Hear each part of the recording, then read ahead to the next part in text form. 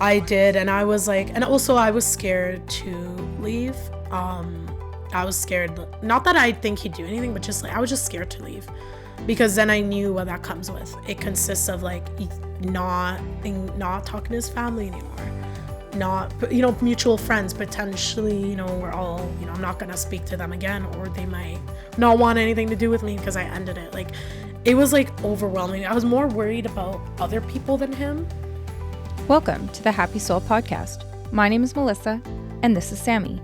We are diving deep into conversations that connect and inspire. Stories of resilience, triumph, and transformation. Stories that take us to the heart of human connection.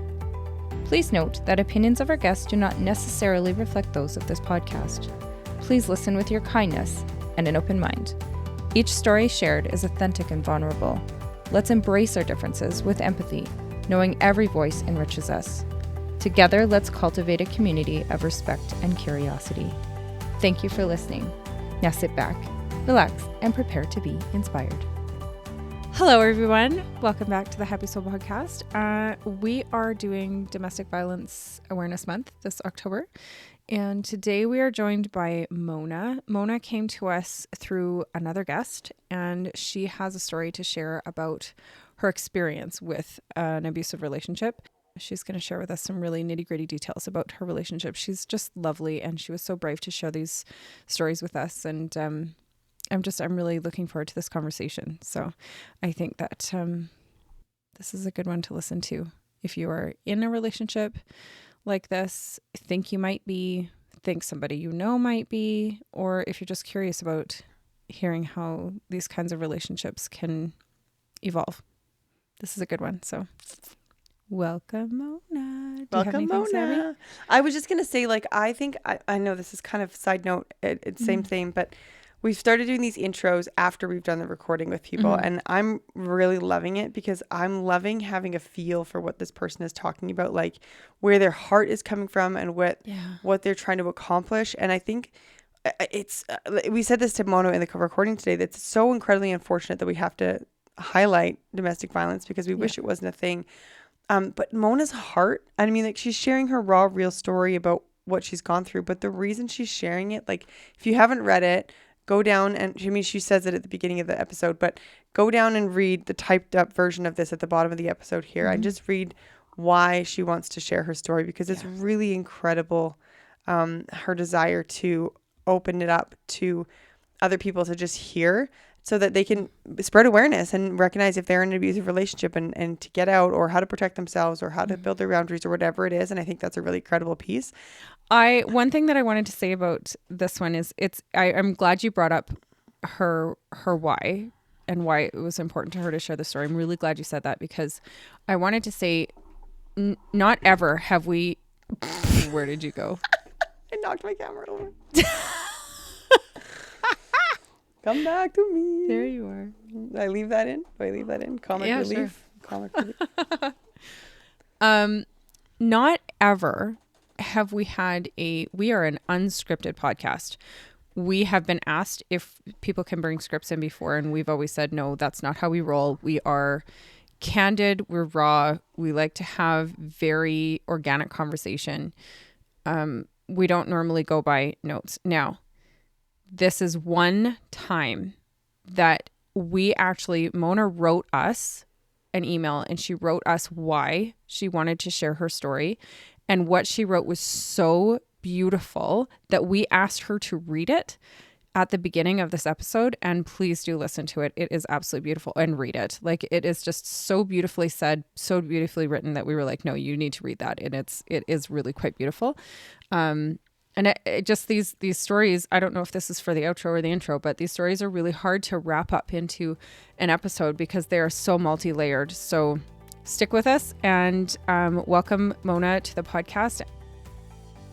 Hey, Mona. Hi. Thanks for coming today. We really appreciate you being here. We're really excited to dive. Not excited. We always say we're so excited. We're not excited because this is kind of a crappy thing to have to talk about, but we're really happy to have you come on and to the podcast, and we're honored that you're allowing us to share your story. Yes, of course. I'm excited to be here. Welcome to our living room. Yeah. Welcome to our living room. This is cool. We get to do it in person. Oh my God. I know. I think that I just did what Melissa said. Welcome to the podcast, and thank you, like we said, for allowing us to hold space for your story, because we don't want to have to raise awareness around domestic violence. Like, we just wish it wasn't a thing. Right. You know, we just wish that wasn't a thing, but it is. And so we're honored for those of you that want to share your story with us and allow us to raise awareness behind it. So thank you for being here. Thank you. Thank you for having me. Of course. Excited. We want to first. I don't know if you want to start with like the reason why you want to share your story, or if we want to dive right into the story, but what do you think? Yeah, I can definitely explain why I want to share my story. I want to share my story because I know what it's like to be in a relationship where it chips at you over time, and I've experienced a lot of mental and emotional abuse and very close to physical. So that was really tough to deal with, especially because I felt really lonely, and it was a painful place to be when you don't recognize the red flags until you're really deep into the relationship.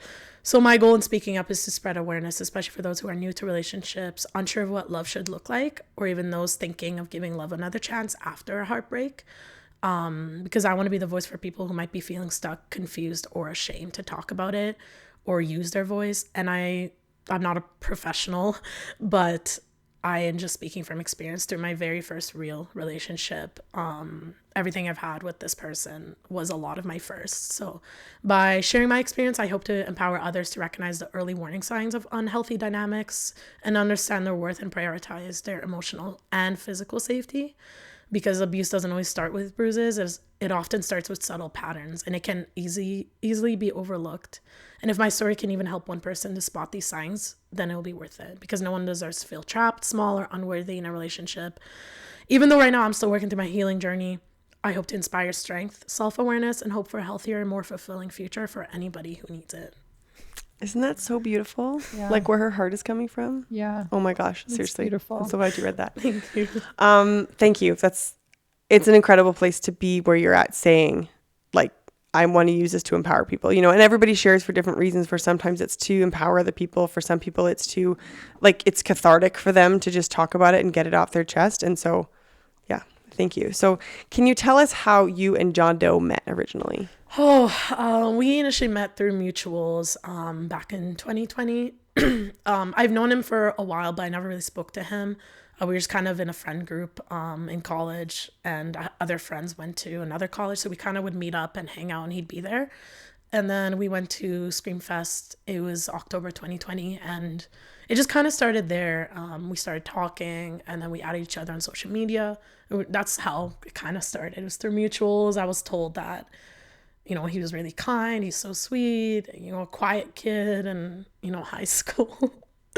And I was like, okay, you know, and then things were going well in the beginning, and then things went by quickly. I would say in about less than 2 months, we started dating. And I felt like I didn't really know him well enough at the time, but when you're 19, 20, you don't really think about these things. You're just like, oh, this person's giving me the attention or whatever, and that's the thing I thought I fell for. Yeah. And it just started from there.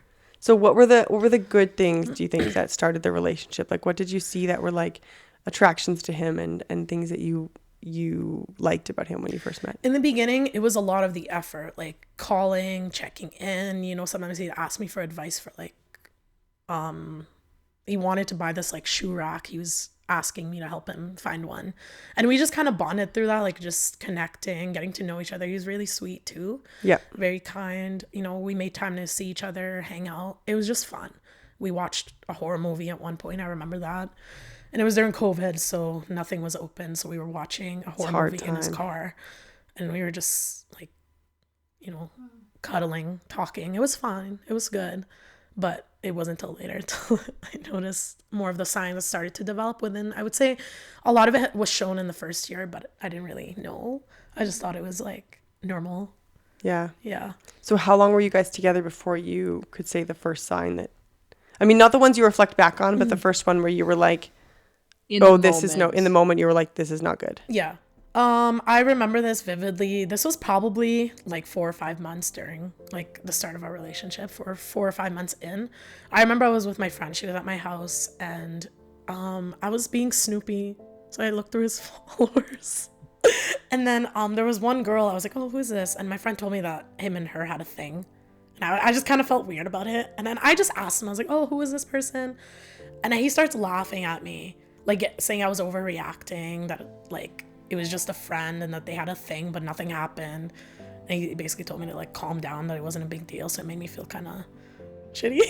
And I was like, okay. And I was shocked when that happened, because I was like, he's so nice, you know, he's going to be supportive and understanding.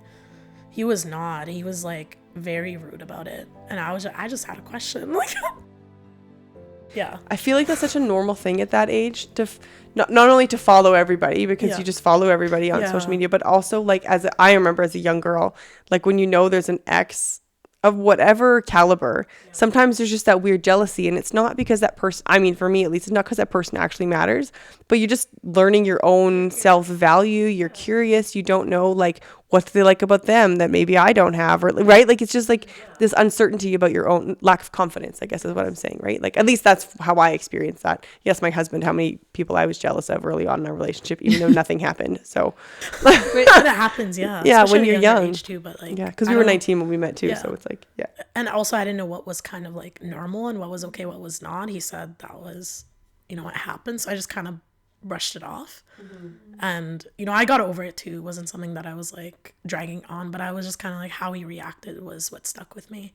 I was just gonna say, like, the red flag there, if we were to like pull the story and start like identifying red flags out of it, I would say the red flag there is not the social media or the following, or the red flag is how he reacted to how you felt about it. Yeah, exactly. Right? Yeah. Like, Exactly. to tell you to feel differently, I feel like that is like 100%. I was trying to justify her feelings, but the way he's reacting. Right? Yeah. Like just like his reaction of you, and to tell you that how you're feeling is not important.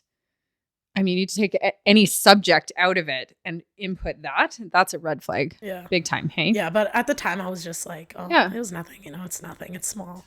But it's just like, I realized over time, like when you're expressing something to your partner or your best friend or whoever, if they really care about you, they will support you and reassure you. And also they will not make you feel shitty for feeling what you're feeling. And especially if you're confiding in them, you'd think, oh, like this person's going to reassure me and, you know, support me. But no, not the other way around. So I was just kind of shocked, and then eventually I got over it. But I definitely stuck around for a bit longer. A safe person will never make you feel shitty, and if they do, they will, once they know about it, they will always apologize, because that was never their intention. So that was the first one when you were 4 or 5 months in. And then like, were things still good otherwise? Like that was just your first moment? Yeah, it was just like the first one. And then I've noticed it could be anything about me expressing my feelings about something, whether it's something he did or just talking about a regular situation. And it would always come off, how he'd react, it would come off as if I was doing something wrong, like how I'm feeling is not valid. So there was a lot of invalidation and just a lot of like, you know, just not wanting to deal with it, because I know he struggled to open up with his feelings, but it just felt like I was more of a punching bag, and I didn't really realize it till later. And it was just like subtle things, like it could be the tiniest thing. I'm trying to remember of another scenario. There was one where he wanted to smoke with his coworkers alone after work late at night, and there were 2 girls. And I told him I wasn't comfortable with that, and I remember it was a whole blow up. This was around a year into the relationship. And I'm like, he's like, but they're my coworkers, we smoke sometimes. And I'm like, but alone in a car? Like, that's just weird to me. I was like, okay. Especially like if it was just going to happen, fine. But to be specific to you to say, no. Yeah. We need to be alone. Yeah. He was like, it's just us 2. And I was like, us 3, sorry. And I'm like, so it's you and 2 girls alone? He's like, yeah. And I'm like, so when I listen to someone explaining something, I try to put myself in their shoes and vice versa. Like, I'm like, okay, how would he feel if I was smoking with 2 dudes alone in a car? Would he be okay with that? Like, I asked him that. He's like, oh, I wouldn't like that, blah, blah, blah. He's like, but, you know, if they're your coworkers or your friends, I wouldn't really care. But I'm like, deep down, I think you would. Like, I don't know. I'm not trying to, you know, tell him how he should feel. But I'm like, I just didn't like it. Like, it's kind of weird. To me, that was weird. I was, 21? And I was like, please, like, I was like, it just sounds weird. I would rather you not, especially because it's like 11 o'clock at night. Yeah. Like, it's weird. some of these things he was portraying to be normal, and to me never sat right with me. And I realized over time, like, I wasn't trying to also control him. I was just trying to have more boundaries, but it came off as control, which was probably my fault, you know, like maybe I was too pushy on it, but I'm like, it's just weird. No, I don't see that as normal. I don't think that's your fault. I think that goes back to the first red flag that we were talking about. It's like you had a feeling about something. At that point, everybody's feelings are valid. So his and yours, you're allowed to feel how you feel, period. Somebody coming in and telling you not to feel that way is like, it goes back to that first red flag, right? Like, he's telling you it's normal, but if it doesn't feel right to you, then it doesn't feel right to you. Like, well, and like exactly, like, again, a safe person would be like, I didn't think of it from your perspective. It happened already. Sorry. Won't do it again. Yeah. Do you know what I mean? Like, it's a different thing. Maybe right? in a more loving conversation than that, but it would be like, there would be more of that. Or like, it's happened multiple times. Like, here's like, is there a way to make you feel comfortable with it? Like, what if you come or something like that, right? Versus just invalidating, like Melissa said, invalidating your feelings around it. And I remember when these things would happen, it would never necessarily be solved. It would just be a back and forth until one of us is like, okay, whatever, you're right. You know, it would never actually be solved in a healthy way. It would just be like, whatever, you're right, or hey, I'm just not going to do it because you keep begging me not to, or whatever the case may be. And that's what I felt like started off like the unhealthy patterns, because that's how it always was. It was the same with like any arguments, even if it was bad blow-ups, it'd be the same thing. It didn't feel, any of it never felt genuine. Like, it just felt like it was constant. Like, we're just fighting at each other instead of fighting together towards the problem. Because that's just my mindset. When I'm with a partner, we're fighting and going at the problem together, not at each other. We're not at war at each other. We're in it together. So like, it just felt like he had it at me. I don't know why. I really didn't. I was like, I don't know. And do you feel like were there like a lot of good times in between these fights and these moments? Like, there were, like, we connected we connected really well. You know, I also connected really well with his family. You know, sometimes I'd go over for dinner, movie, games. Like, it would be really fun. Like, we had a lot of fun times, or with friends. But a lot of the stuff in between, there was a lot of chaos. Like, there was a lot of fights. There was a lot of just negative aura, I guess. But I never really realized it till later when I left, which was not long ago. And that's when I started reflecting, like, damn, I let a lot slide. I can't lie. We, like, us women, I feel like we do let a lot slide, and we leave when it's like our last straw. And I feel like that's just not healthy to do, because we shouldn't have to wait this long until someone drains your energy to leave a relationship. Yeah. So can you tell us about that? Like, at what point were you like, this is not healthy, I have to get out of this? Or did you decide you had to leave? Oh. Or did he leave you? Or like, what happened there? So I mentally and emotionally checked out in December of 2024. And I remember this. We were in his car. We were in the parking lot. We were just talking about whatever. Like, we were goofing around, making jokes. And we were disagreeing on something. I can't remember what it was. I realized this with myself. I tend to forget what we were arguing about, because then the argument becomes a whole different topic about what we were actually talking about. We disagreed on something, and then it escalated. He started saying like really horrible things. He starts shouting like a child, and I'm not exaggerating, like screaming. And then he's punching his steering wheel. He's hitting the dashboard. He's going in and out of his car, slamming his door, going to my side, opening my door, screaming in my face, slamming the door, going back in the car, slamming the door. And then yeah, it was bad. And then you know when a kid is crying so loud and so long, it like annoys you? Yeah. That's how I felt. And then I literally was like, I looked up to the ceiling, I guess, of the car, and I was like, Jesus Christ. And he looks at me. He's like, don't you fucking say Jesus Christ. Like, holy fuck. Like, this is so disrespectful. How would you feel if I called you a Muslim bitch? And I was like, that's not the same. Oh my God. And I was just sitting there, and I like, this was also after, and which I'll talk about later, like in a little bit. This was after the cheating, because the cheating happened last February 2024. So like, I let a lot slide even after. So he cheated on you. Did you know about the cheating? Yeah, this was like after. So like, okay. Yeah, and then the cheating was, I'll definitely explain this. Yeah. Yeah, so that's when I mentally checked out. And then January came around. and this will be one of the couple of the stories I mentioned. January was like the month of like, I don't know, things were going downhill. We were at the gym together. We would fight. It was bad. Not like screaming at each other, but it was bad. We went to the gym together one day and he wanted me to do his workout, but our goals at the gym were different. So at the time I was like, hey, like I just kind of want to hit lower body today. Like I don't really want to do upper. He's like, okay. And then we agreed that I do my own workout. He'll do his. And then I'm at the leg press machine. I'm doing my thing. He's doing his upper. And I could see from a distance, something's bothering him. I could just see it, the agitation. I can just feel it. And I was like, okay, you know, I'm giving him the time and space because him and I, we've talked a lot of how to better communicate. So I didn't want to be the person to just step on toes and be like, why are you mad? You know, if you're mad or something's bugging you, come talk to me. So I was giving him that space. And then I walked past him eventually. I was like, hey, how's your workout going? And he's like, fine. I'm like, okay. So I go back to my workout and I'm like, okay, I know he's not fine, but again, I'm not going to push on it because every time I pushed, it was not good. So I just kind of minded my own business. I did my workout and I see him coming at me at a distance. He starts going off at me about how I'm not doing his workout, starts complaining about the shorts I'm wearing, is going at me. And then I'm like, and this came out of nowhere because we came into the gym together. I was wearing the same clothes. He didn't say anything. Like, it was just odd, like very odd reaction and behavior because I'm like, you weren't bothered when we were walking in. It's just now that I decided I didn't want to do your workout.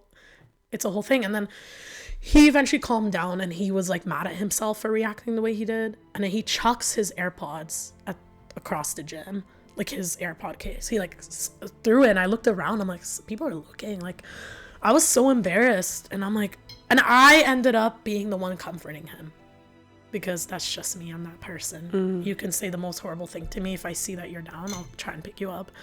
And that's not always good because then, you know, I'm giving too much to somebody who doesn't deserve it. Yeah. And then the gym has really, you know, it's not the first time where we'd go in and we'd have a blow up or an argument about something. I remember making it clear to him. I'm like, you are not going to take away my safe space here by complaining and fighting with me. Like, if something's wrong, you talk to me like a man in a healthy way. Do not drag it into the gym, be all petty, slam the weights, throw things. Like, that's just not okay. In public. Yeah. Like, in public is embarrassing. And I was like, I left that gym shortly after the breakup. I left it. I couldn't. It was like, I tried going there after, and it just didn't, it wasn't the same. It just kept reminding me of all the bad stuff that happened. And I was like, I need to get out of here. Yeah. So that was in January. So when did you guys officially break up? I ended it March 1st. Ironically, it was on the first day of Ramadan. And it wasn't intentional. Like, it wasn't me planning it, like, weeks ahead or months ahead being like, I'm gonna plan March 1st to break up with him. It just kind of happened.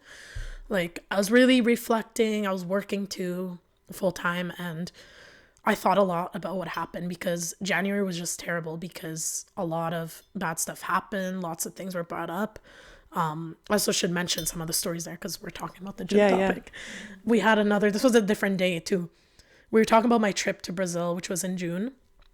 And in January, when we were talking about it, he started telling me, oh, Mona, when you go to Brazil, if you did stuff there, I wouldn't blame you. And I'm like, what do you mean by that? And then he said, you know, he's like, because, you know, I cheated on you in February. Like, if you go to Brazil, like, when you have fun with your friend, like, I wouldn't blame you if you cheated on me. Like, basically giving me a card to go and do stuff in. I was mad because I'm like, I've never given you a reason not to trust me. Yeah. Like, the fact that you can say that to me. And it just came out of nowhere. It just shocked me. I was like, what? And I started laughing because I'm like, who says that? Like, and like, this is at this point, you're like, what, 2-3 years into a relationship? Yeah, we were, when I ended it, we were together for about over 4 years. Oh my God. 4 years and 4 months or something like that. Yeah. That's wild. Yeah. And I'm like, what? It just came out of nowhere. And I'm like, this whole time, it just felt like he wasn't really at least for me, it didn't come off as if he was fully taking accountability. It was just like, if you cheat on me, we're even. Like, if you go to Brazil, do this, and we're still together, like, we're even. So just keeping score. He didn't say those words, but that's what it felt like to me. Yeah. Like, it felt like if I did it, hypothetically, then to him, it'd be like, oh, we're even now. Yeah, it's making himself feel better. And then there was, what other? You talked about Kelowna story, too. There was the Kelowna. Oh, yes. Story. I'll mention the mirror selfie one first. Okay. So the mirror selfie, social media, I posted a mirror selfie photo. It wasn't like anything crazy or explicit. I'll point that out right now. It was just like a mirror selfie, you know. My stomach was showing a little bit of my underwear, whatever. It wasn't like full on, like, you know. I posted it back in September, October of last year. And I remember he responded to it. He was like, oh, you look so beautiful, blah, blah, blah. I'm like, okay. I posted that same photo in January. Same photo. And then he starts texting me really dry. Very dry. And I'm like, I instantly knew why. But again, I was kind of testing him. I was like, let me see if he'll communicate. Obviously didn't. And then what's it called? Then I was like, okay, he's being dry, so I'm not gonna say anything. And we're just sending snaps to each other, but blank. Just not saying anything, back and forth for a little bit. Goodness. And because I wasn't fighting on it normally, like I would be like, tell me what's wrong. I know something's wrong. He sent me a snap of him laughing, and I saved it in the chat. And I remember this of him laughing. It's a snap photo. He wrote, "That ain't my fucking girl right there." Nice. I remember saving it in the chat, saving it on my camera roll. I wish I had it, but that's fine. But yeah, no, I was like, as like a man, you have the option of going to your woman being like, hey, you posted this, it made me uncomfortable, versus, oh, do I disrespect my woman that I claim I love and I'm trying to rebuild the relationship because, you know, or what? He goes constantly on the bad side. He would never, and I never understood this even up till now. I never understood why he would do that instead of doing things the right way, because that's how also the cheating happened. Yeah. Because I personally felt like there was a lot of insecurities, especially after the cheating, because he was like, damn, like I messed up, and I know like if Mona were to go and do something, I can't blame her, like that kind of thing. And it was also that photo, I don't know why he was really mad about it, because I posted it before. Yeah. And it was just like a really odd behavior. I've noticed, again, that kind of pattern. He would react a certain way in a good way for one thing, and then he'd switch up on it the next. And I get very confused on it. I'd be like, but you were okay with it, now you're not, so what's different? Yeah. Like, yeah, other than like if he lied and was like, you know, I never was good about it, I was just pretending, that's not my fault. Like, I can't, yeah. Yeah. And then that's when what's called Kelowna happened. It was in 2024. This was before the whole photo thing, before the checking out as well. April 2024, that was 2 months after the cheating. We went to Kelowna, and it was fun. We went for his work. And that was our first trip together too, actually. Okay. And I remember it was fun. You know, we went to his work, it was good. The first night, second night was not it. Second night was when I drank a little bit. I was a bit tipsy, and he was not drinking. We were in the hotel lobby. We had a whole thing going there, and his worker told him to drink. He's like, I'm not feeling it. And then she was kind of drunk, and she was like, oh wow, you're such a grandpa, as a joke. And I laughed, I chuckled. And then he looks at me, he walks away. And I'm like, why is he walking away? So I go after him. He starts going off at me about why I like laughed and whatever, basically blaming me for the whole thing. And I'm like, I'm so sorry, like I didn't mean to, like it just came out. And I'm like, I thought it was funny, like I thought you thought it was funny. He's like, no, it wasn't like fucking funny, like I don't want to drink, like there's nothing wrong with not drinking, blah blah. I'm like, no, I know, but I just thought it was funny, like I don't know, you just joke, like damn. And then he's like, give me like a break, whatever. He's like, he wants to go and breathe. I'm like, okay. He goes outside, and then he sends me a message. He's like, I'll be back soon. I'm like, okay. I just give him a few minutes, whatever. Sends me another message. He's like, you know, actually, I don't think I'm gonna come back to the hotel tonight. And he has the key card. And I had his location. So I went outside anyways. I was like, I'm not gonna fucking like wait here for you and like stress on you right now. Like, I need the key card. And I go outside. He sees me. He starts screaming at me to go back inside. He's like, go inside. Like, I don't want to see you. Like, give me the key card. He's like, no. And I'm like, oh my God. Then my stress level goes through the roof. I go to the front desk. I'm asking the lady, hey, we lost our key card. Can we get a new one? And she's like, oh, like we need his ID because it's under his name. I'm like, fuck. I couldn't do anything. And then I'm like, okay. So he eventually comes in, and I see him go up in the elevator with his coworker or whatever. And I'm like trying to get it. I ran to the elevator, but I missed him. And then I'm like freaking out. I'm like, I don't know what to do. Like, I'm all alone. He just yelled at me, said all these things. I'm bawling my eyes out. I'm like, oh my God. And he can't just even get in my there. room. Yeah, he just left me there. And then he's going up and down, whatever. And then I eventually catch him, and I'm like, I'm sorry for laughing at you, but like how you're treating me and talking to me is not okay. Like, it's not okay. And then I was like, give me the key card. He doesn't want to give me the key card. Then eventually we were in this upstairs lobby because they had another lobby. He was sitting on the couch, and I was just telling him how I felt, and I was like, how you're reacting right now is really like upsetting me, because I understand you're upset, but you're being like, I used the word dick. I was like, you're being a dick right now. Like, respectfully, you're being a dick how you're talking to me. And he throws his phone across, like, at the wall really hard. I was surprised the phone did not break. I was so surprised. Even the wall was fine. I was so surprised, and I'm like, oh my goodness, like, I'm done. And then I walked away, and he followed me, and we went into the elevator because we finally were deciding to go back to the room. And then he starts going off at me in the elevator, and I'm just sitting there. I'm just against the wall like this. Like, I'm not saying anything. And then he gets mad and throws a punch at me, but hits the wall behind me. Oh my goodness. And I saw it coming so fast, and I like shielded myself with my hands, but my nail got stuck in like on his arm or whatever, so my nail broke. I remember that, it hurt. And then he just hit the wall behind me, screaming in my face. We got to the hotel, I'm just bawling. And eventually he calms down, he apologizes, and like we made up too, whatever.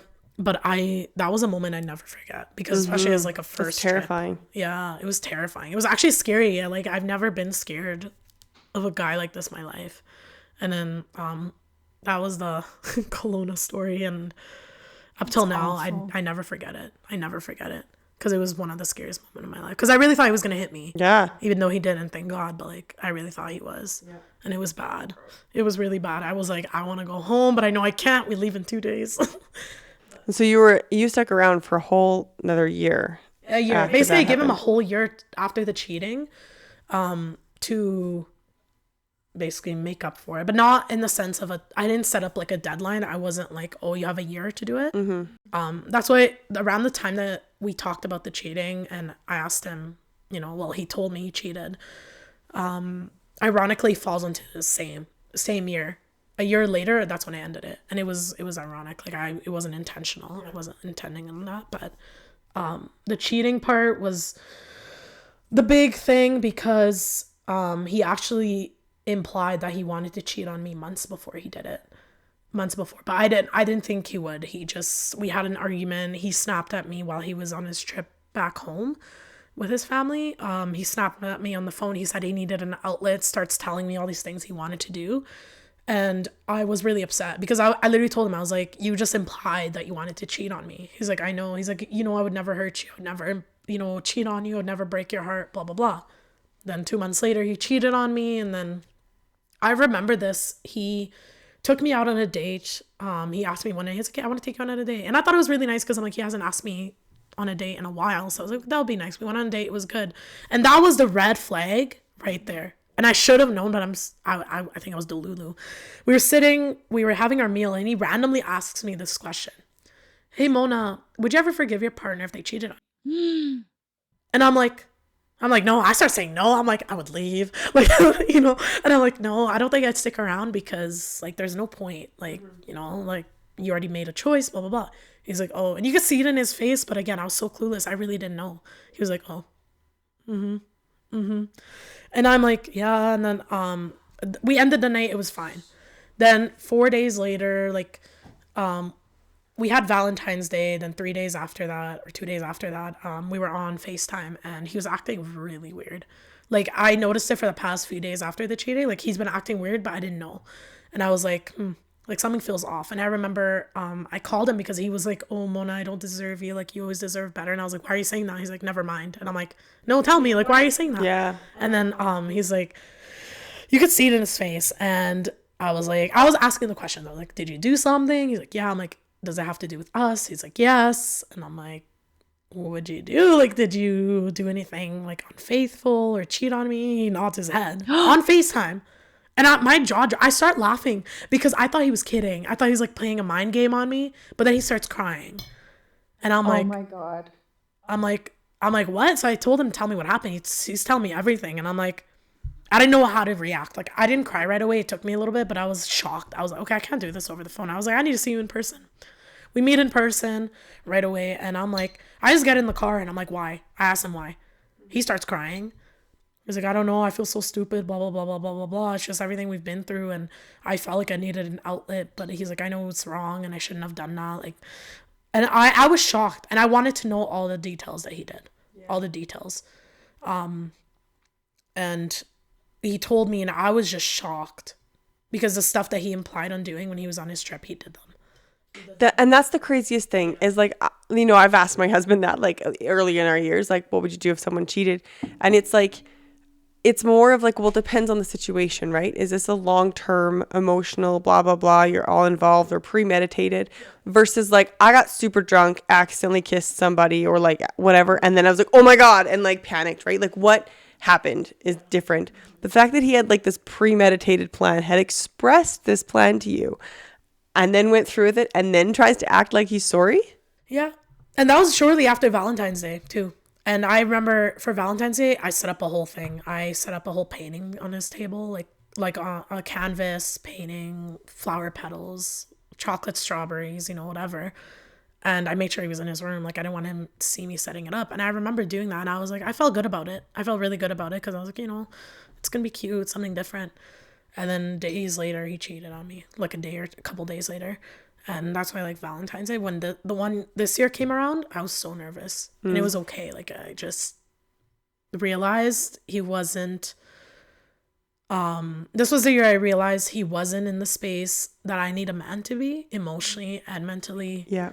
Like, let alone physically, because I realized I wasn't safe with him. Whether that's physically, again, emotionally, mentally, I was not safe with him. I got to a point where I felt so drained.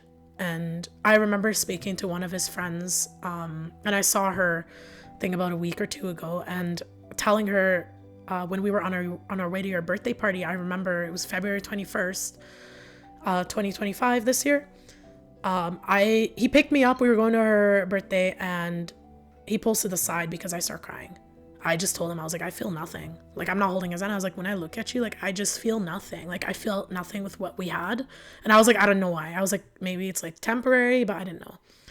And then I remember I didn't want to go to the party, but like, you know, I put a fake face on. I was like, you know, I want to go for her birthday. I don't want to ruin it. And I told her this when I saw her. And I told her everything that happened. She did not know. And this was only like a week or two ago. And the amount of relief I felt telling her was like so nice in a way, because like for so long in that relationship, it felt like I couldn't say anything.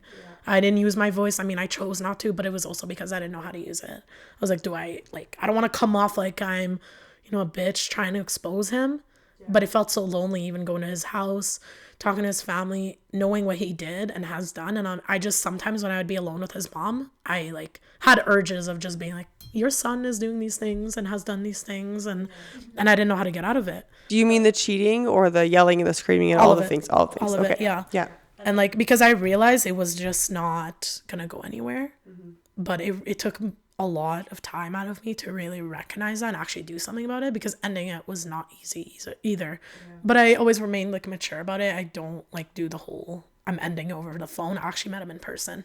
I was like, you know, but he just thought we were going for coffee. And I remember when he came, he was like, I told him to get in my car when he gets there. He's like, okay. He gets in my car, and I'm like, I'm fasting. Like, it's Ramadan. I was like, I'm fasting, so okay, get coffee. But he gets in my car. He's like, are you okay? He sees that I'm bawling my eyes out. I'm like, no, we need to talk about us. And he sighs. He's just like, and I'm like, yep. And I told him how I felt, and I'm like, I'm not feeling it with you. Like, I need to heal. I told him that, because I realized like, a big thing like I've learned is when someone is the reason for your, you know, mental health not doing well, you can't heal from that. They're still in your life. You have to basically cut the things or cut the people that are impacting that. And that's what I did. And it was hard. It was definitely really hard. And I felt so bad because it was my best friend's birthday. I was going to her house right after. It was for her birthday. And I was like, oh my goodness, March 1st. And 6 months now, it's been 6 months, and my life has changed drastically, like so much, good and bad. Like, it was a whole roller coaster. Now I feel like it's been settling really well. I'd say the past month or two now. Are there any stories about the relationship specifically that you still want to tell us of, like, a scary moment? Okay, I'm going to read things off. So we had red flags were the Kelowna story, the car story, the gym story, and action towards family. So the action and towards family was more about subtle things. Like, I remember I picked him up one day, and he's allergic to bees, so he needs an EpiPen with him. And I remember it was summer and I was like, oh, like, did you bring your EpiPen? He's like, no, I don't need it. And his mom comes out, hey, you forgot your EpiPen. And he's like, I don't need it. And he's just going back and forth with her. But like, I don't need it. I don't want to bring it. It felt like watching a kid throwing a tantrum respectfully. Like, I was like, what? I was like, just take the freaking EpiPen. Like, bring it with you. It's not going to hurt you. Like, it's supposed to save your life. And I was like, and then he gets out, he's talking to his mom for like 5 minutes. I'm like, oh my goodness, just take it. It would just be little things, like subtle things like that. Or if I'd be at his house, I would hear just a little, you could hear the frustration in his voice sometimes. And I'm like, why are you frustrated over this? Like it never made sense to me. It could be the tiniest thing. Like, why are you so stressed and frustrated? And I understand, family members, sometimes they can get on your nerves. Like, I get that. But it just little things, I never understood it.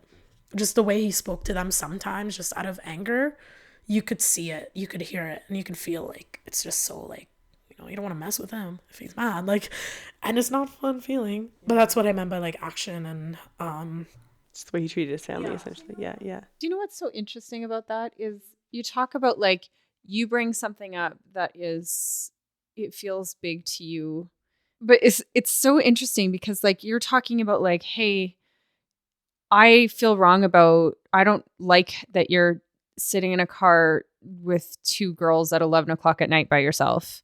And he's like, you're making a big deal out of nothing. Right? Oh, like yeah.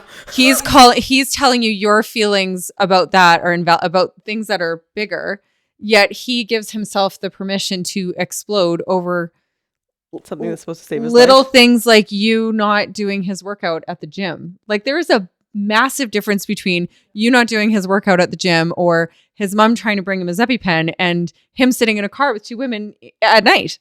Like it's the balance is it does not make sense. There was a lot of like narcissistic gaslighting like patterns that I've noticed like throughout the whole relationship. You had a whole bunch of lists of things that were disrespect. Oh yeah, I know I have a lot on there. Do you want me to read some of those? Yes, please. You had expressions of emotions, which I feel like. Yeah, which was kind of what Dragging family into drama. Oh my, okay. I forgot about that. It would be like we'd be talking or it's always about disagreements. When disagreements happen, it would blow up to freaking nothing. Then we end up talking about another thing rather than what started it. That's why a lot of the toxicity came. But anyways, that would be just like, we could be arguing about something. If we're not seeing eye to eye, he'll blatantly be like, bro, like, if you don't stop right now, I'm going to bring my mom into this right now. He's dragged my sister into many arguments as well. He's hung up on me to call my sister. He's dragged his mom into it, or he'd be like, I'm going to talk to my mom about this. And I'd be like, and again, this was something we talked about not doing because I really tried to make things work. I was like, I see this working if we cut these things off, not do this or do this. Like, and we agreed on it. And then I would kind of mention it and be like, oh, but we discussed it. He's like, I don't give a fuck. I'm mad right now. Like, I don't give a fuck about what was said, what was promised. Like, I'm mad. And I'm like, what is the point? What is the point of trying to be better if you're just going to let yourself be mad and basically forget anything that we've ever like, yeah. So it was just all the time, even with my friends too. It's so embarrassing. And I'm like, that is humiliating. That is so interesting. Hey, like what an interesting tactic. High school. It felt like high school again. Yeah. What an interesting tactic to use with you. Weird. You had silent treatment? Yeah, sometimes when we'd fight, he'd be very avoidant. Not want to talk about it, silent. Like, he would hang up on me, decline my calls, like, all of that. Very, like, I'm going to push you away, I'm not going to talk to you. It could be, like, in the middle of an argument. He's not even, like, respectful about it. He'd be like, he'll say something awful, hang up the phone, not even talk about it. I do remember, like, moment where we were talking again, argument. It's always arguments about stupid things. He was at work and then he had to step out because we were arguing, and then he threw his phone on the floor and I could see it. I could see the whole thing. And he started like stomping on his phone. Very aggressive, screaming. And I'm like, you're at work, like outside your work. That's so embarrassing. Like, I was like, what am I dealing with here?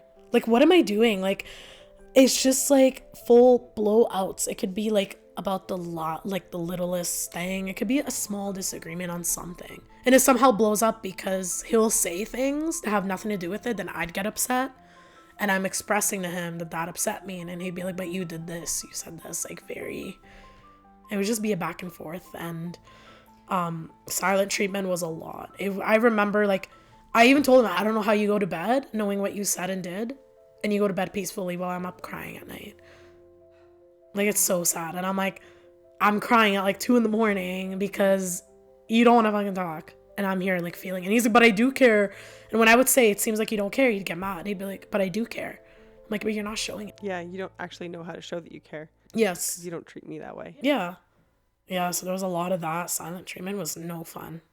It was no fun. It's actually like chaotic. Yeah, it's so stressful.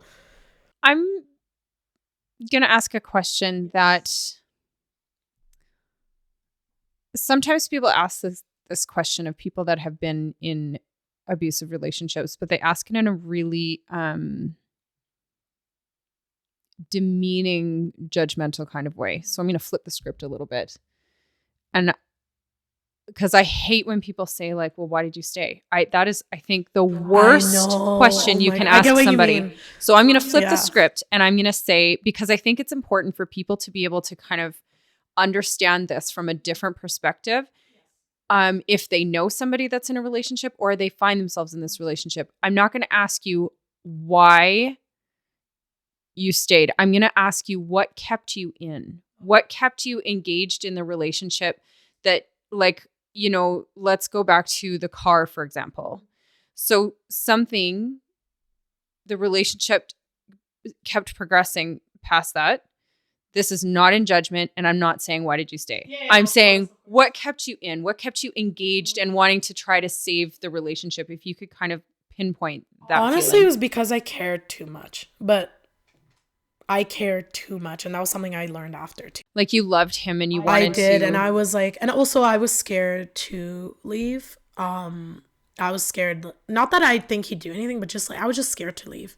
Because then I knew what that comes with. It consists of like not talking to his family anymore, not, you know, mutual friends, potentially, you know, we're all, you know, I'm not gonna speak to them again, or they might not want anything to do with me because I ended it. Like, it was like overwhelming. I was more worried about other people than him, to be honest. Like, I was more worried about losing connection than him, but I was like, also, words really stuck with me. Like, when people say the right things, it actually sticks with me. Because yeah, it's nice to hear these things. Oh, I want to be better for you, blah, blah, blah. I want to get help, whatever the case may be. That was like the motivator of me staying. But then over time, that's when I learned that action speaks louder than words. But because since I was young, I could hear a word and I'll fall for it right away. And that's something I've been learning even recently, because words are never enough. You gotta show it. Do you think he took advantage of that? Do you think he knew that about you and took advantage of it? I think he did. Whether he intentionally did it or not, but he did. Because I've already shown him that I've given him a million chances. So maybe he's like, oh, she's going to give me another one. And yeah. But knowing me, when I'm done with someone or something, I'm done. Like, you will never hear from me again. Same. I try to avoid it, right? Yeah, like, you will not hear from me. I'll make sure of it too. Even if I don't end up blocking the person, like, if they try to reach out, which is what also happened, I'm not gonna like say a word to you anymore. Once I'm done mentally, emotionally with somebody, I'm done. And yeah, but that's just what made me stay. I don't know why. And honestly, I asked myself this yesterday. I asked myself this for like almost every day. Why did I stay this long? And I talked to my friends about it, and I talked to my sisters about it. I'm like, I don't know why I stayed this long. I really didn't, because when I was also like writing notes and stuff, I was like, I let a lot slide. I told myself this. It's like, damn, that's a lot, because I know for a fact if I knew somebody went through that, I'd be like, you need to get out of there right away. Respectfully, even though leaving is never easy, because, as you know, that was my first relationship too. A lot of it seemed to be normal. Like, it was deemed to be normal, whether that was the things that he was doing that was disrespectful, or to me, you know, it didn't sit well right, or lust, because lust was a big one too. Wandering eyes, you know, all that stuff. They were deemed to be normal. You know, society makes it normal. Lots of people make it normal. And I realized that wasn't normal. I mean, since I was really young, I knew what I wanted. And it sounds crazy. Like, growing up, I knew like what I wanted, whether it was like in a friendship relationship, I knew what I wanted. So when it was not shown to me, it was very weird to me. But it was the norm initially. And I hate using the word normal, because that shouldn't have been normal. That's so hard, though. That's so hard. And I imagine like there's an extra added layer of challenge here because it was your first relationship. I think that's a really big, that presents you with a bigger challenge because you don't have something to go back on and be like, oh, well, that's different from, like you don't have that comparison and you're so young and learning about love and learning about adult relationships and having this voice in your, like having him beside you saying, this is what's normal. This is what's normal. That's hard to kind of. Yeah. And like, right now I'm in a new relationship too. And it's being shown differently to me. And I got so weirded out by, I'm like, you're too nice. Is that normal? and I'm like, but it takes time. And, obviously he knows everything that I've been through, everything that's going on. Like, it just takes time. And the difference from what I've learned from my ex to this guy is action is what matters more. Okay, I want to ask you, coming out of it, you're talking about the aftermath, and there's one thing you wrote down about recognizing your worth and leaving and boundaries that you created with a friend. Can you speak about that? Yeah, so when I left, I really recognized what I deserved. I was like, I know this is not it. I started thinking about like the future, how that's going to look in the future, because I was told, oh, when we move in together, it'll be easier. And I'm like, I don't think so. But I started thinking about the future. If this is the person I'm going to marry or have a kid with or kids or whatever the case may be, like, I didn't feel the joy when I thought about, oh, I'm going to live with them. I didn't feel the joy. I just felt fear.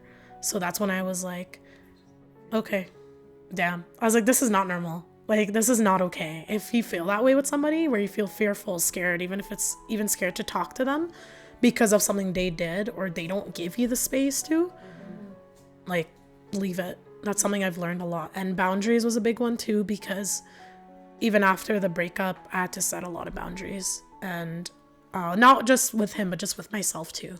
So I never have to go through that again because I really couldn't. Because after I left, I've been going through a lot in my life personally, and the month of May was just, I was in a deep like depression. It was bad. And I literally was like, I cannot go through this again. Like, that was bad. It was bad. I went to therapy, started that, and started my healing journey. I was off work for about a month because I was on a mental health leave. It was really bad, and I couldn't physically handle it. Like, I was like, I don't think I can again.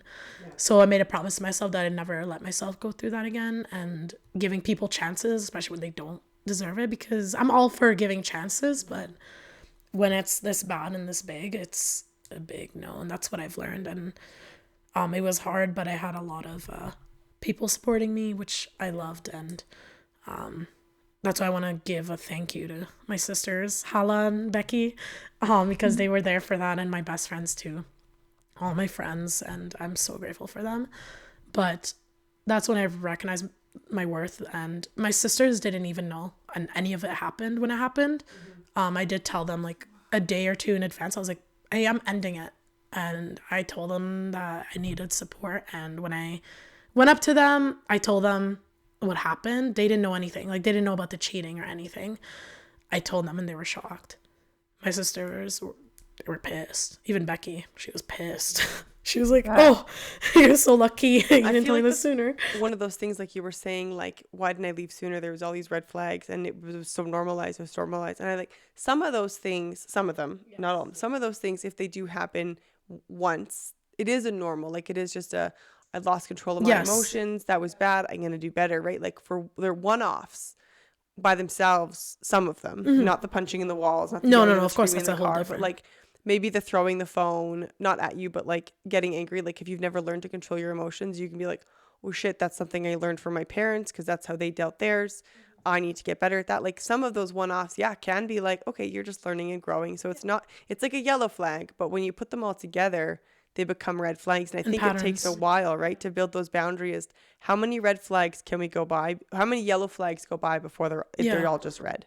Because it's too much, right? Like, there's obvious red flags, and then there's yellow flags that's like, maybe you're learning and you're trying to do better, but if too many yellow flags go by, they're all red now, right? And exactly. So it is a learning process for sure. And it makes sense that it took you that time to learn those boundaries and like why you stayed through some of those things, right?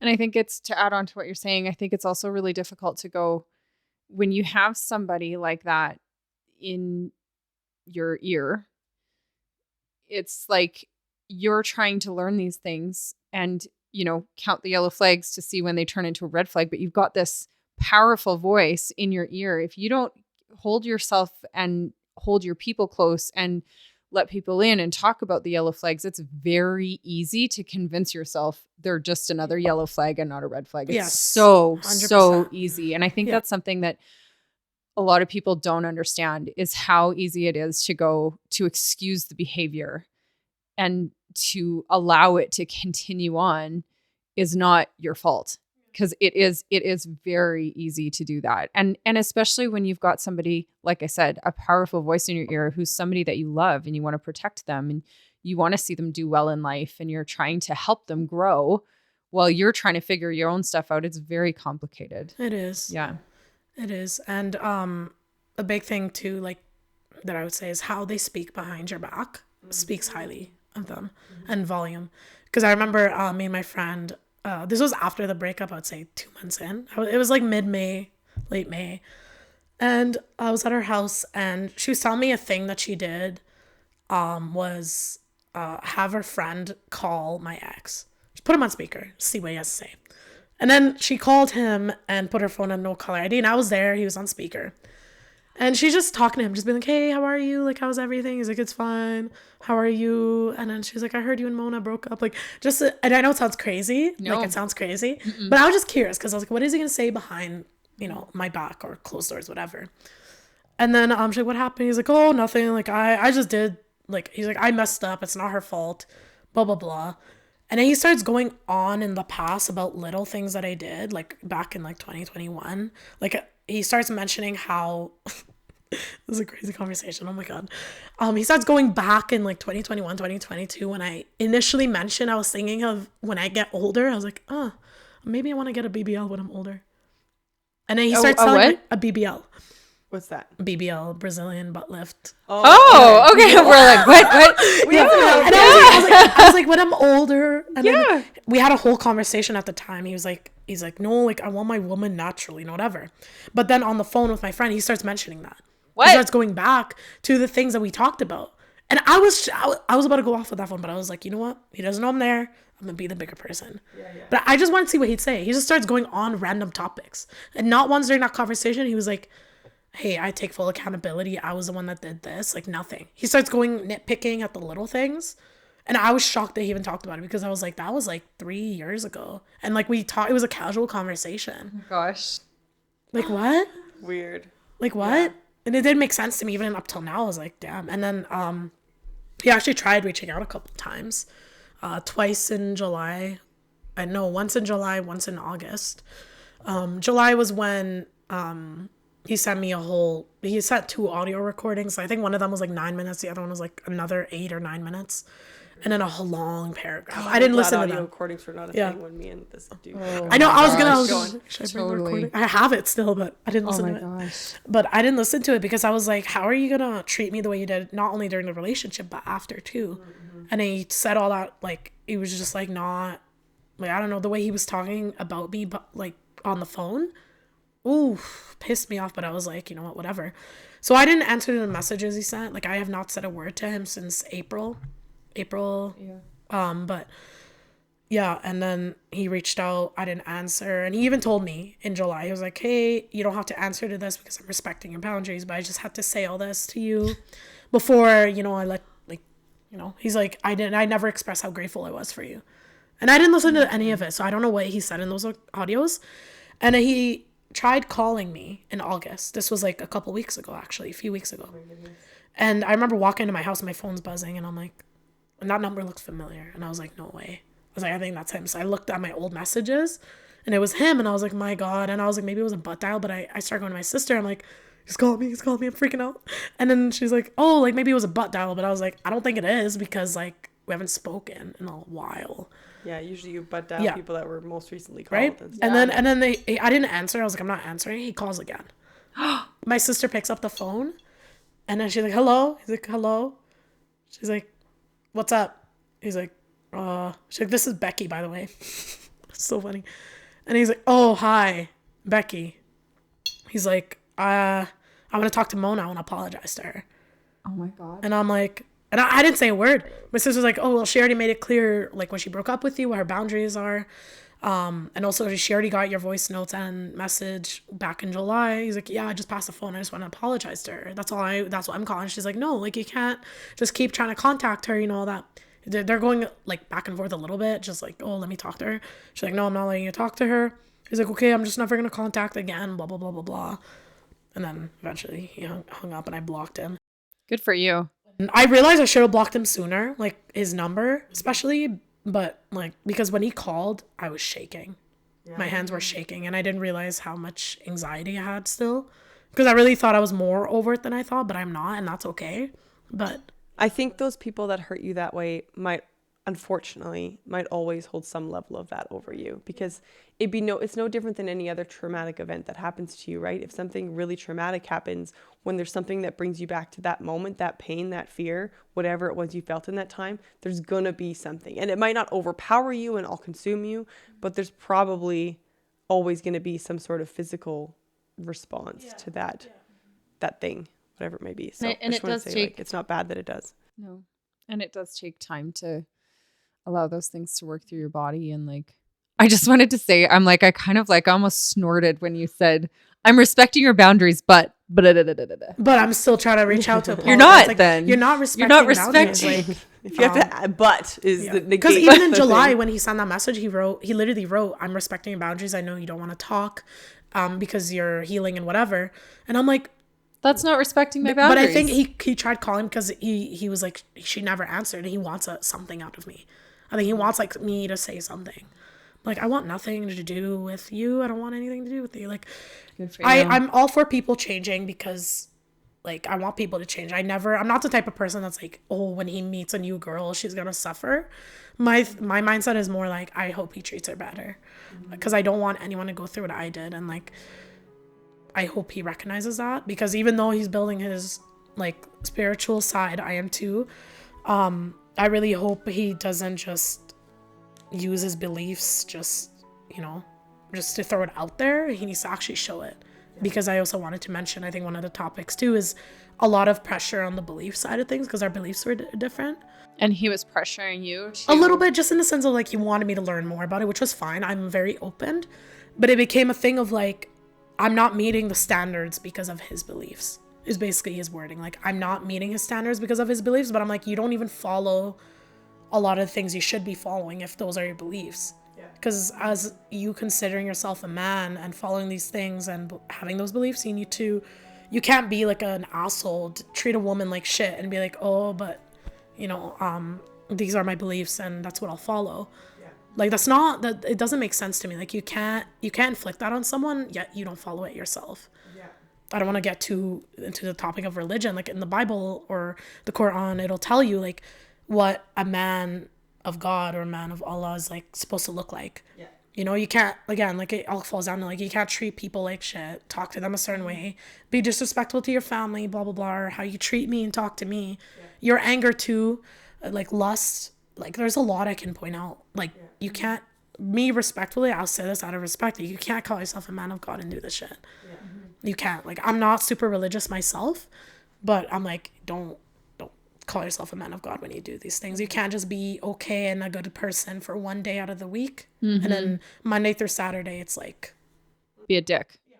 And then Sunday I'm just going for confession. Like, it is what it is. Like, that's not how it works. I'm good because I confessed. No. And don't use religion in any capacity to excuse bad behavior. Exactly. Because like, I don't know. I would love to actually talk about that more, but that's not today. But I just think like, I always go back to the base of all religion is love.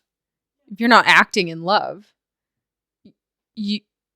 and that doesn't mean just relationship love, like love like, you just don't excuse bad behavior by religion. Or any religion by any right? Like, you don't get to excuse yourself because you, like you said, go to church on Sunday, go to confession on Sunday, so you can be a dickhead on Monday. Like, no, that's not right.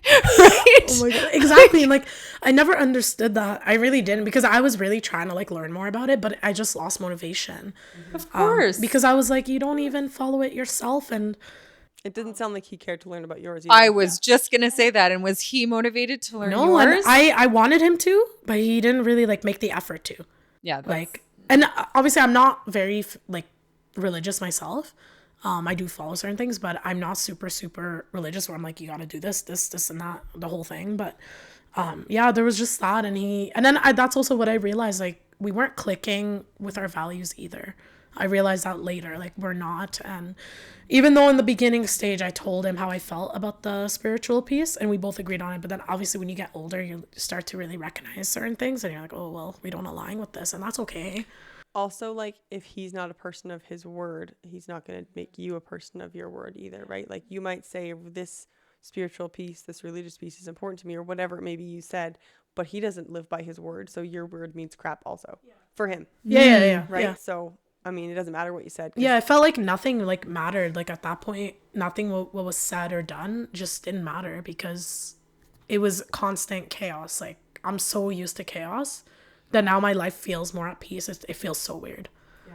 Like it actually feels weird. And not that I want chaos because I don't, but it just feels weird because for so long it's always been chaos even before the breakup, before the relationship. I mean, it was COVID time.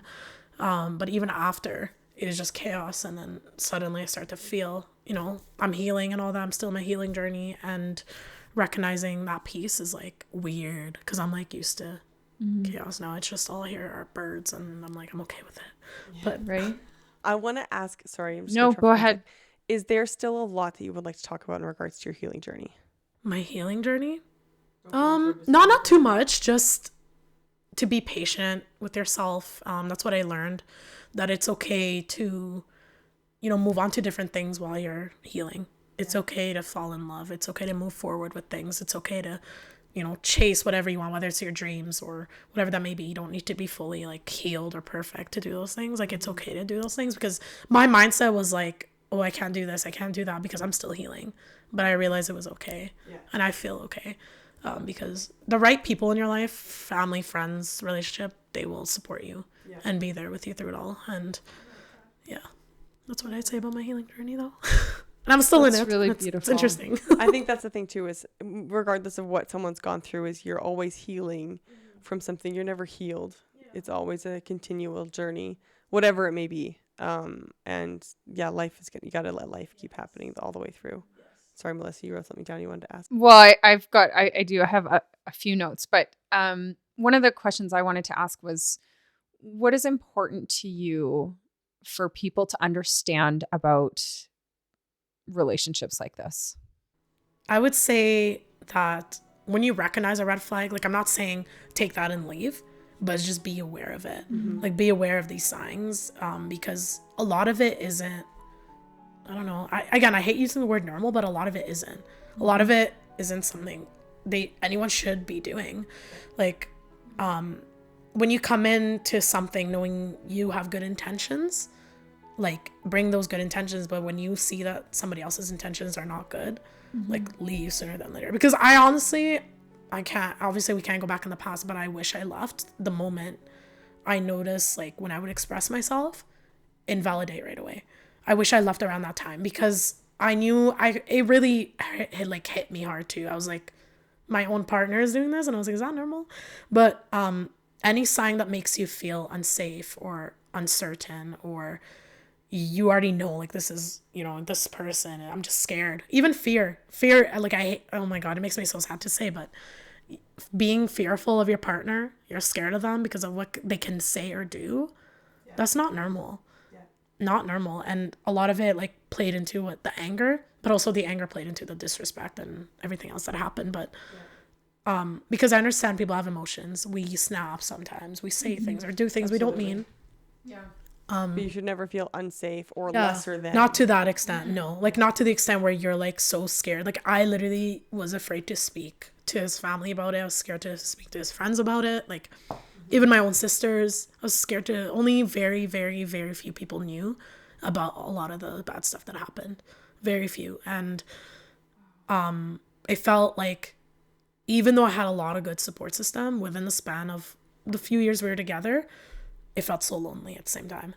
Like even though I knew there was a bunch of people around me, but I was like, I couldn't use my voice, honestly. I just couldn't get myself to.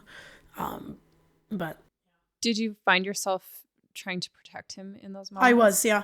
I would say I was protecting him, and I literally would ask myself, I said this yesterday to myself too. I was like, I don't know why I was protecting him. What am I protecting him from for something he did? Yeah. But I guess it was more of like I didn't want it to seem like I was ruining his reputation, or I'm not the type of person that's trying to get people against him either. That's not me. But I realized that it's okay to use my voice. I mean, a lot of people don't these days because they're scared or they want to protect the people that they love or loved. But I realized, like, if I look at it from a realistic standpoint, I know I was able to speak about it because eventually I opened up to my friends about it. I know for a fact, like, again, I don't know the future about the what ifs, but I know if roles were reversed and I did that, I don't think he'd be too keen on trying to protect me. I think he'd be very open to being like, oh yeah, Mona did this, Mona did that. But I think he even told me himself, like, because I remember asking him, is there a reason why you don't want to tell your family or anyone what you know? He's like, I feel ashamed and guilt. I'm like, okay, fair, you do.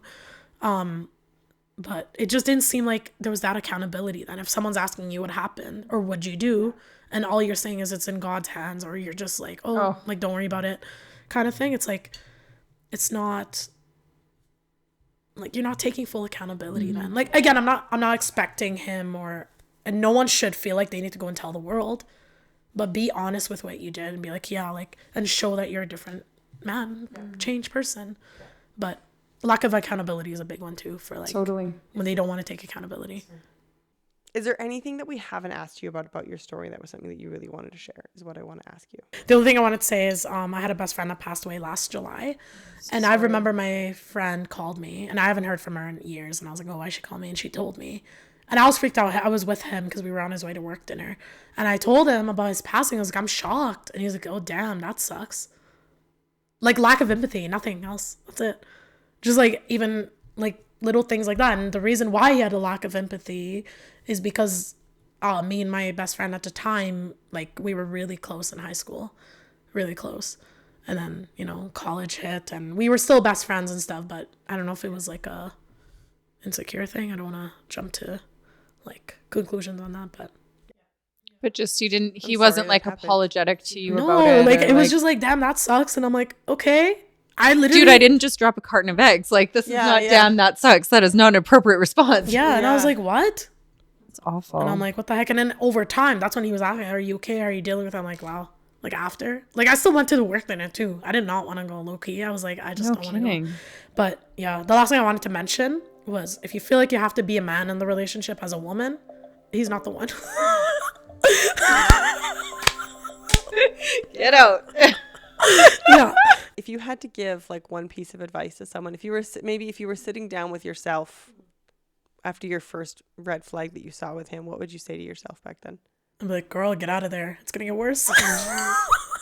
But because it always like does when there's like one red flag about something simple, and you can easily be like an adult and handle it.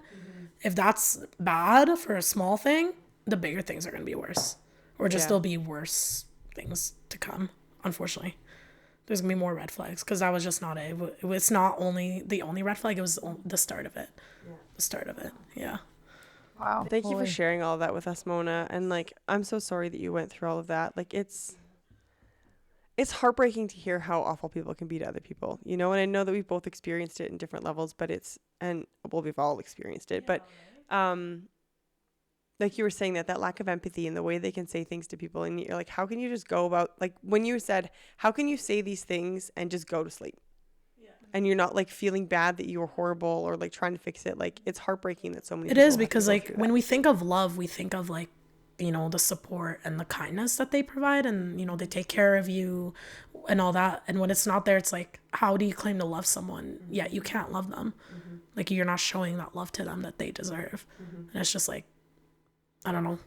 And I guess that's what made my mindset think that that's what love was, that it was just chaotic. So now that I'm not in that anymore, it feels weird. Yeah, I It bet. really does.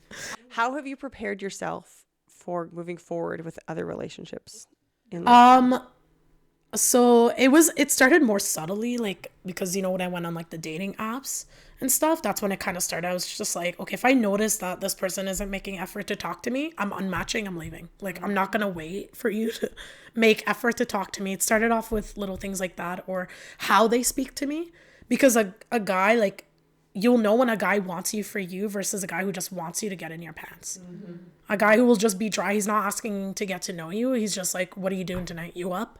Or he'll be like, oh, let's, yeah. Like, you'll know because they're not making effort to get to know you. Like, a genuine man will get to know you for who you are. And like, when it comes to your body or the sexual piece, it's like last resort. Like, it's like not even their priority. Even it shouldn't be their mindset, like, first thing. Or at least it might be their mindset because they're hormonally driven, but like they're able to recognize that that's not where you go. That's okay too. But it's just how they act and show you and how they talk to you. But if they're only trying to get to know you and they're not making effort, inconsistency is a big one. If they're being inconsistent, you're seeing patterns of like, but they're doing this one day that the next they're not. Inconsistency is a big one too. I learned that a lot. And because I do believe in the statement that if a man wants to, he would.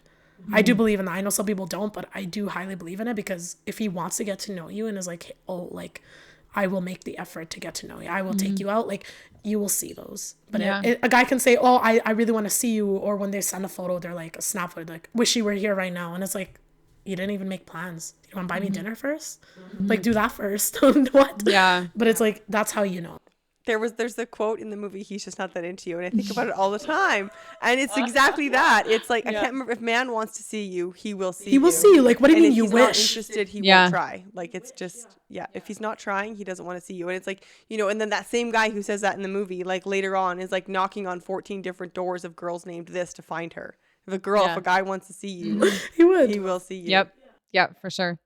Well, you are just remarkable, and I'm just so, like, I know we've just met, but I'm proud of you for the movement that you've made and the progress that you've made in your healing journey, and for being open to finding love again. And like, how great is that? We're happy for you. Thank you. Yes, so great. Thank you so much, Mona. Well, thank you for having me. This was fun. Holy crap. Holy crap. Thanks for sharing, Mona. Yeah. Seriously. I want to say this. I want to say this really quick, and I'm trying to figure out the right words for this, but I think, like we talked about at the beginning, Mona's her why is really beautiful, and I think the thing that is really highlighted here in this story, unfortunately, is that we can put domestic, like, so often you hear domestic violence, it's like, well, he didn't hit me. Well, he didn't, you know what I mean? I don't have bruises. Well, you know what I mean? And there is a couple stories in there that Mona shared that are like, holy crap, right? Like the punching in the wall and the elevator one. The elevator, yeah. Yeah, the elevator, the car one. Oh my God. Like, I'm going to just use those two. And this isn't discrediting the other things.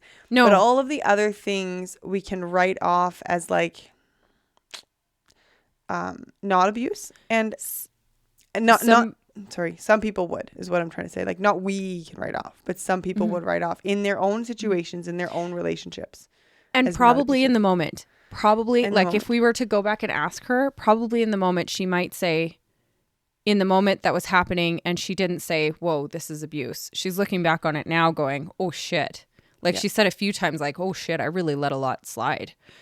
I think in the moment, it's so easy to go, without a hit, it makes it easier to go to try and justify it and to try and excuse their behavior and to try and like, well, he was having a bad day, or, you know, there were all of these other things going on, all these other factors going on. Like, it makes it somehow easier to excuse, which nobody should. We should not do that.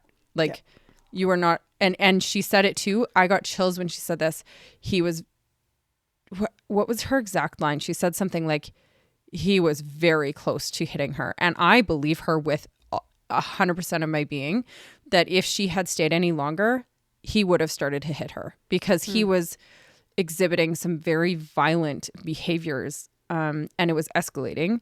And violent behaviors in an enclosed space, and then excusing himself from that behavior and trying to tell her that what she was feeling was not actually that important. And that is like, you know, these guys, or I shouldn't just say these guys because it's not just guys, but in this situation, it was a guy. I don't want to call him a man because I think he was just a schmuck, but that's a word, a schmuck. A schmuck. Let's call this episode the schmuck. The schmuck, right? Sorry. This person was escalating in their behavior, and these relationships, they don't start. It's not like she went on her first date and he punched something in the car and scared the shit out of her. That's not how this works. They're not smart people, but they're smarter than that. You know, like they don't start off that way. It's so insidious because it starts off so small and then grows, and then by the time you're realizing, ooh, this is too far, like she said, I just excused so much. You're like, frick, how do I get out of this? Like I do anyways. That was a really long way of saying I absolutely applaud her for leaving when she did, because I do believe she was about to get beat. Yeah. With his behavior. I just absolutely think that he was capable of that with the stories that she was sharing. Yeah. It's unreal. Especially that punch in the, like, I think if we watched the video, both of us went at that point, because like, frick, you know, like that's terrifying. Like I'm just imagining a fist coming at me. Like even when I watch a movie and I watch someone get punched, or I'm like, you know, totally. Like, so like you talking to a person that this has happened and imagining it, I'm like, oh God, it's terrifying. It's terrifying. And the fact that he, like, both of those occasions, and I'm sure there's more, like she kind of made a list of the things that kind of stood out to her, but we know there's more. It was a 4-year-long relationship. But both of those occasions, I think the part that is so terrifying is, you know, how out of control he was, and also how secluded she was. You're in a car in a parking lot. Was that at night, or is that just my imagination making that up? Can't remember. There was secluded. There was an at-night story, but I don't know if it was right. Secluded in a car, stranded in a parking lot. Yeah, and away on a holiday, and he's not letting her back in the house. She has no way to just go to bed. Yeah, she has no way to just leave. Like she's secluded. She's there. She's at his mercy, and that's when he exhibits this behavior like that. Like that is absolutely terrifying. And that's oofga. I was gonna say, like, the wild thing about that, like there was. This is gonna sound bad, but like maybe I'll leave it in, maybe I won't. I don't know. But there's pieces of the story, and as the story starts, you're like, yeah, like that's just normal lack of emotional control. But then it gets to the next point where it's like that's not, like, that's control, that's abuse, that's, do you know what I mean? Like the situation in the hotel, I can't remember the exact story, so like forgive me here because I'm gonna miss a piece, and I'm not saying this is normal, but like there's a piece of it where it's like almost could be, right? Where it's like, you know, they get in this fight in the middle of the hotel room. She says the wrong thing. He gets kind of ticked off, you know. Sometimes that happens. You say something, someone's offended. You don't really know their ticks yet. And then you apologize. And usually you apologize. Sorry, I said the thing that ticked you off. And they go, sorry, I got so mad and stormed off. And like, bada bing, bada boom, you move forward, right? But in this case, like that didn't happen. But even if he still stayed mad, and it wasn't like, yeah, sorry, I got mad. He still stayed mad. When she came out and said, yo, I need a key card. Like, I can't get in the room. Like, the biggest piece of that story is that he was like, no. Yeah. You know what I mean? Like, even if all of that had happened and she'd come out and said, yo, I'm stuck out of the room. And he was like, oh, yeah. You know what I mean? Like, even that, I mean, not all of them compiled together, but that singled out story. If that had happened, it still could have been a normal... just lack of emotional control, growing person, especially in your early 20s, like making mistakes, learning anger stuff, like, you know what I mean? Like that's kind of on the verge of normal. Recognizing, oh yeah, I've locked you out of the room. Here, have the key. You know what I mean? Right. But as soon as that no happens, like now you're vindictive. Now you're controlling. Putting her in danger. Now you're putting her in danger. It is unsafe. Where you know, are like you? It's the middle of the night and she has no way to go to bed. Yeah. Like... yeah. And then secluding her in an elevator and showing her anger to her like that, like that was terrifying. And I just think, and I think this is really important too, because I think a piece of trying to highlight domestic violent relationships, part of it that is so tricky, it is really hard to tell these stories, because honestly, we could probably have sat Mona down and done a whole mini series of 4 or 5 episodes on her story. and had full episodes for you. Like, it is really hard to highlight these stories in a way that makes sense for a listener to hear, and in a way that gets all of the things across, because there's so many layers to it. There's so much to say. There's so much to try to convey. It is really challenging to try and put these stories together as a podcast producer and as well as the person telling the story. It is really tricky. But I think something about highlighting domestic violence relationships, and we talked about it in the episode, is when you were talking about how, you know, maybe one of those things might be a yellow flag or a pink flag, but then it's the combination, it's the pattern of behavior. It's not just the one thing. And I think that what I'm hearing her say when she's telling the stories is like, you know, this isn't just an isolated event. It is a pattern of behavior that she finds herself being a part of, and I don't know if falling victim to is the right thing to say, because it makes it, I don't really like the victim word, because she's a warrior. Like she's fierce, this woman. Like I think that it makes it easy, like all of those compiled yellow and pink flags, it is easy to try to excuse one at a time. And it's just when you pull back and go, oh shit, where you get the whole picture. Now that is a really hard thing to do when you're in that relationship. Like she's in the midst of this relationship. She's not telling people because she's protecting him from his own story, which I wanted to also say to her during the episode. I was like, I have heard people say this before, and I wanted to say this to her, that like, because I know she'd probably be like, yeah, exactly. He doesn't get to, his bad behavior shouldn't be a secret. She shouldn't have to not tell her sister about his bad behavior. If he did that, that's not a secret. You don't get to give somebody shit for sharing what you did. Don't do the thing. Yeah. Right? Yeah. Totally. Anyway, I'm off on a tangent. That was pretty long, but I'm really grateful for Mona to share her morning with us and share her story with us. And I loved hearing that she's like opening herself back up to love, and she's on this healing journey. And I think 100%. It's really cool. Yeah, 100%. Thank you so much, Mona. Thank you so much for joining us today. We hope you enjoyed it as much as we did. To help support the growth of this podcast, please feel free to leave us a review, follow us on socials, or recommend us to your friends. Your support honestly means the world to us. With love, Sammy and Melissa.